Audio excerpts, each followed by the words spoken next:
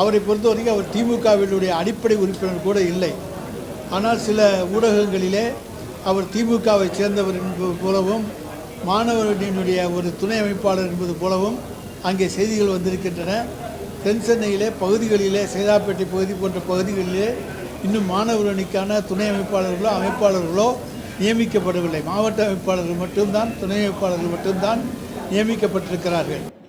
திராவிட முன்னேற்ற கழகத்தில் ஒரு பொறுப்பில் சைதை பகுதியில் ஒரு பொறுப்பில் வட்ட பொறுப்பில் இருக்கக்கூடிய ஒரு ஆள், அதுவும் ஏதோ முதல் குற்றம் இரண்டாவது குற்றம் கிடையாதுங்க. குற்றம் செய்து வெளியே வந்து பல குற்றங்கள் இருக்கக்கூடிய ஒரு ஆள் திமுகவிலே தன்னை இணைத்துக் கொண்டு இந்த மாதிரி முக்கியமானவங்க பக்கத்தில் ஒரு புகைப்படமோ அவங்க பக்கத்தில் இருப்பது போல முகநூலில் பதிவு செய்வதற்கு ஒரு புகைப்படம் தேவைப்படுது. அந்த கட்சியில் ஒரு பதவி தேவைப்படுது.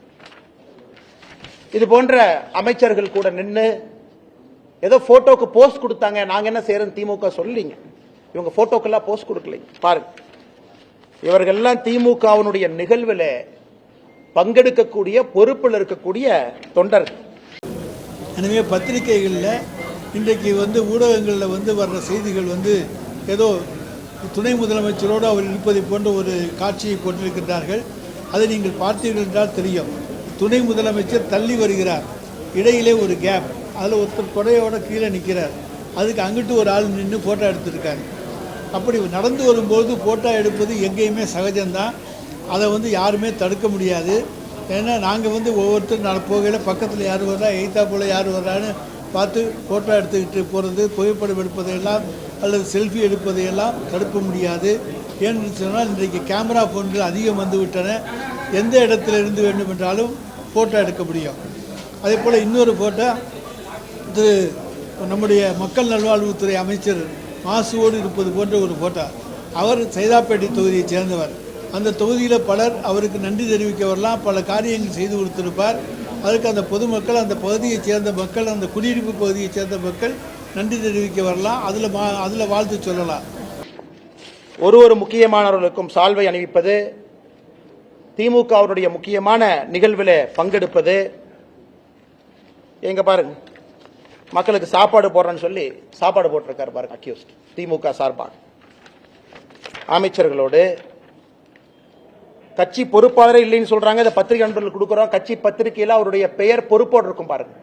இந்த பத்திரிகை, இந்த கட்சி பத்திரிகை உங்களுக்கு இந்த பத்திரிகையாளர் சந்திப்பு முடித்த பிறகு தருகின்றோம். பாருங்க, கட்சி பொறுப்பை பாருங்க, பேரை பாருங்க. ஏன்னா உங்களால ஜூம் பண்ணி பார்க்க முடியாது. முரசொலியில அவரை பற்றி வந்திருக்கக்கூடிய பொறுப்பில் இருக்கக்கூடிய அந்த மனுஷனை பாருங்க.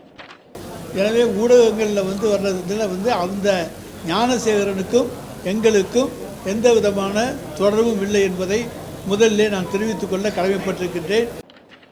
ஆனா இன்னைக்கு நாம் என்ன சொல்றோம்னா, திமுக தான் இருந்தாரா இல்ல பாரதிய ஜனதா கட்சி வேலை இல்லாம இந்த அண்ணாமலை ஏதோ ஒன்று நேற்று இருந்து கிளப்பிட்டு சொல்லிட்டு இருக்காரா? எங்களுடைய குற்றச்சாட்டு அவர் திமுக இருக்கிறது என் குற்றச்சாட்டு இல்லைங்க. ஒரு குற்றவாளி இதே போல ஒரு கொடூர செயலை செய்தவன் திமுகவிலே தன்னை இணைத்துக் கொண்டு அமைச்சர்களுக்கு பக்கத்தில் நின்று அங்க இருக்கக்கூடிய லோக்கல் போலீஸ் ஸ்டேஷனுக்கு நான் திமுக கார அப்படிங்கிற புகைப்படம் தேவைப்படுது. அதை வைத்து அந்த போலீஸ் ஸ்டேஷன்ல இருக்கக்கூடிய ரவுடி ரெஜிஸ்டர்ல அந்த பேர் வரக்கூடாது. ரவுடி ரெஜிஸ்டர் பேர்ல இருந்தா 21 நாளைக்கு ஒருக்கா நீங்க போலீஸ் ஸ்டேஷனுக்கு கூப்பிடுவீங்க. என்னப்பா பண்ற, இந்த மாசம் பேங்க் அக்கவுண்ட் எவ்வளவு பணம் வந்துச்சு? ஏன்னா நானும் காவல்துறையில 9 ஆண்டுகள் குப்பை கொட்டி இருக்கின்றேன்.